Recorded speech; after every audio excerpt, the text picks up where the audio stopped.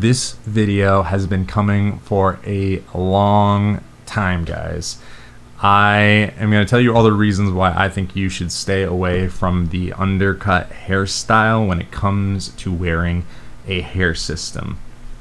Remember, guys, please like, comment, subscribe, hit the notification bell below, stay notified. That way we can keep on reaching more people, keep on destigmatizing hair loss to the masses. So first, let's discuss what an undercut hairstyle is so we're all on the same page. An undercut hairstyle is traditionally hair that is longer on the top of the scalp and then is shaved down on the sides. This creates a disconnected look in the hairstyle. What does disconnected mean? Disconnected means that there is not a blend in between the sides and top of the head. We see this in people like Brad Pitt inside of the movie Fury. Maroon 5's lead singer has been known to rock an undercut, and then even David Beckham rocking a signature undercut. Now, the undercut really came from the 90s hairstyle that was referred to as like curtained hair.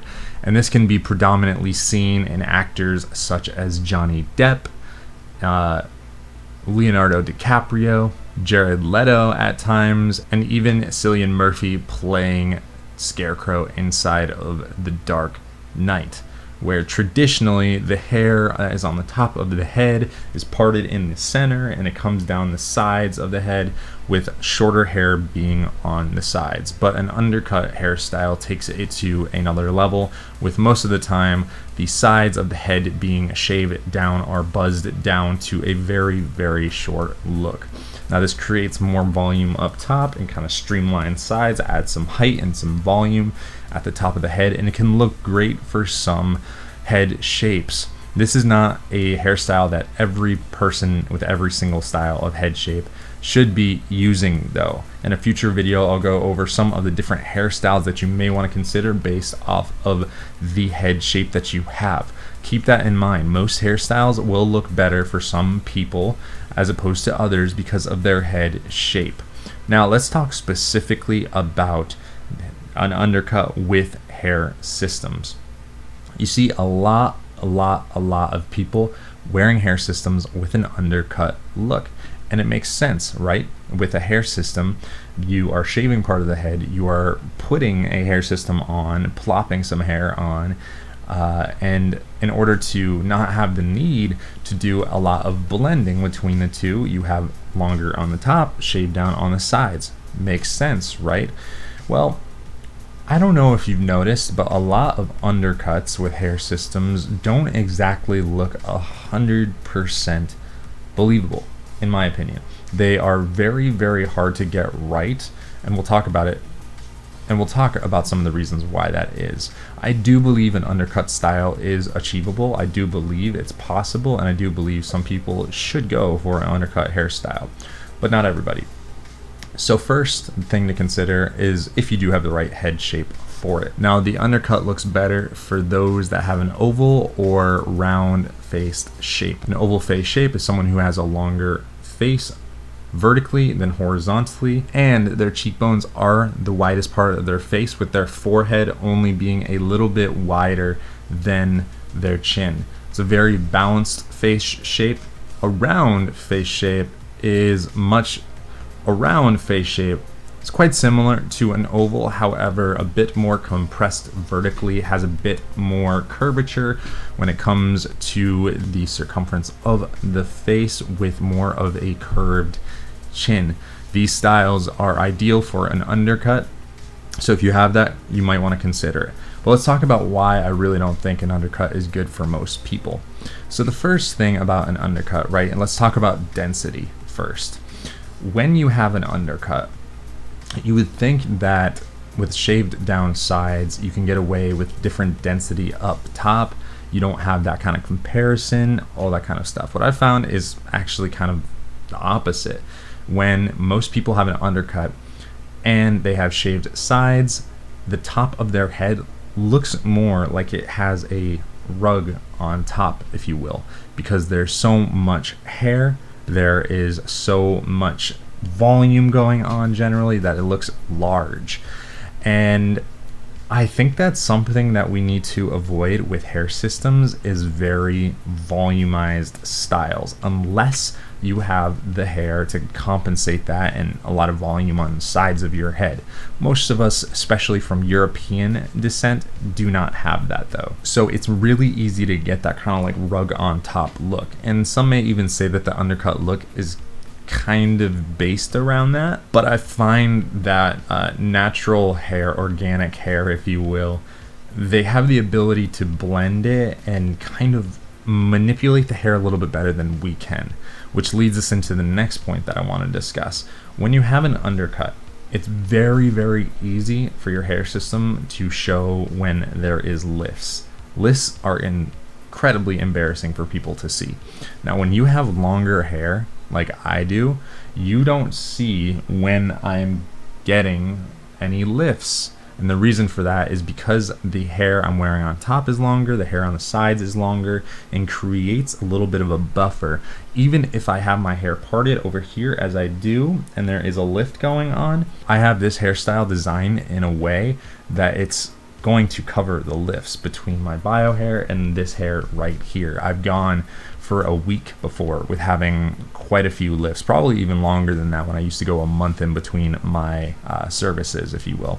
But with an undercut, one side of your head, depending on what direction you move the hair, if you undercut and you do a side part and move it over to the side of the head, one side of your head is going to be covered.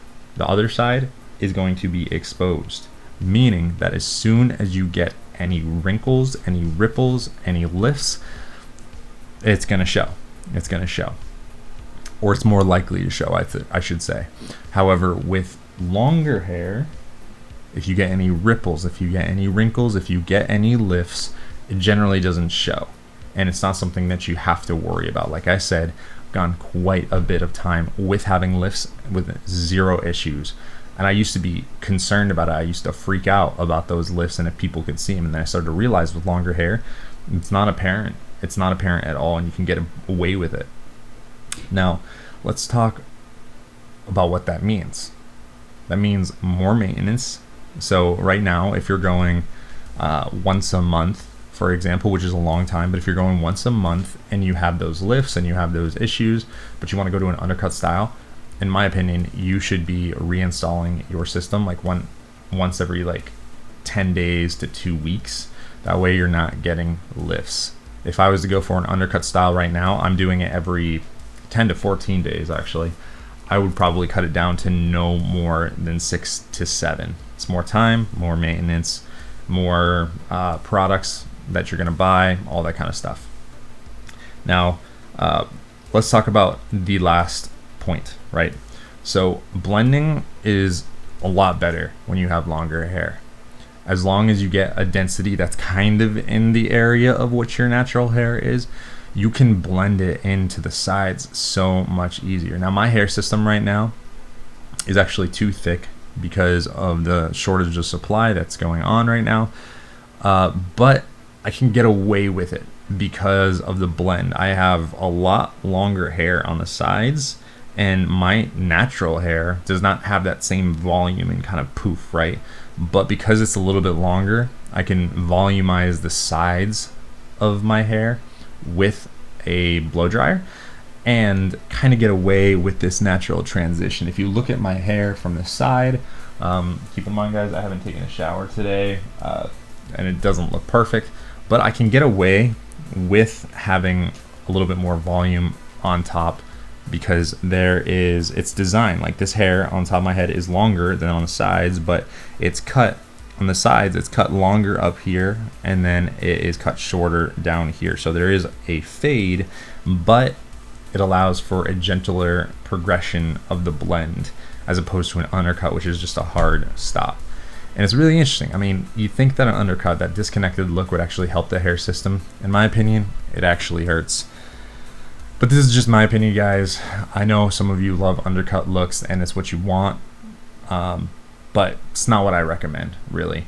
And on top of that, most undercut styles, they have a pushed back hairline, meaning that you're going to push this back, or you're going to push it all back into the side, and it's greased, which is more product, but it also is exposing the hairline, so you have less options as far as hair systems and doing more maintenance up front, as opposed to if you do something that is, let's just say, a little bit more messy, more textured.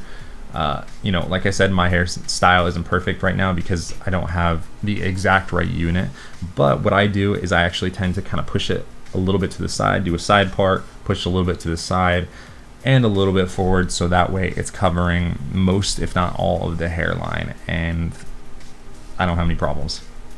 Anyways, guys, thanks so much for watching this. Leave your comments below what you're thinking about the undercut versus some longer hairstyles, and remember to like, comment, subscribe, hit the notification bell below. That helps this message get out to so many more people out there in the world. YouTube allows 70% of my audience to be new people, so every time that we grow, we get exposed to more and more people. We will talk soon again.